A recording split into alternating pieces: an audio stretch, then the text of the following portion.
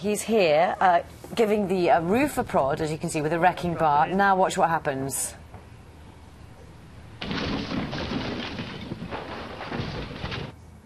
Not good. The roof falls, as you can see, and Jacob's looking away right now, so am I. I'm crushing him under that supporting wall, which is about to fall over. His injuries were so severe, surgeons thought that they might have to amputate his leg. He survived. And he's still wincing to see that, actually. Yeah. Morning. Morning. How are you? I'm fine. I'm more to the point. Tell us what happened. And I mean, you are okay now, and you'll tell us how you got to be okay. Yeah. So obviously, it was a typical Tuesday at work. We've been knocking down the garage, and one section of the roof had already fallen in. Went to sort of take down the second section, and obviously I couldn't see what was going on behind the wall until it started to come in on me, and obviously by then it was a little bit too late.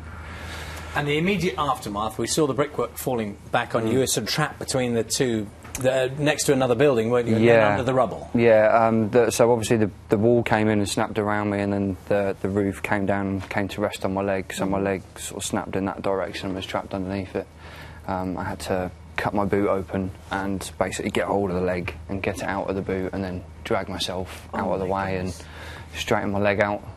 Luckily, just at that point, the ambulance crew arrived because it got quite painful from sort of that moment. I love the way you say it had got quite painful. It wasn't painful before, or no, you just think the adrenaline? No, it really worried me because obviously my back took a severe knock. Yes. When it hit me, it threw me against the other brick wall, which did a lot of damage, and I could obviously see my legs were a bit of a mess. But I couldn't feel anything from them. And this is a remarkable story of recovery, isn't it? Because what was the initial assessment? You're going to the hospital, and what are they saying to you? Well, so day one, obviously they were concerned about my skull and my pelvis and my back and my leg because I'd had a building fall on me. And then once everything else was checked out, we knew there was an issue with the knee.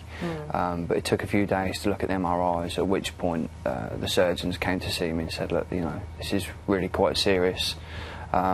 We don't think we can do anything with it. If we can't find someone that can, then we're going to have to. So at that point, you were looking at losing the use of your leg. Yeah. We had several conversations about amputation and the implications of that and what have you. And then what? Then they found. They said that there's only about 4 surgeons that they know of that can fix it. They got in touch with Professor Moran from Queen's Medical Centre, Nottingham, and he agreed to take me on, and they sent me over there the same day.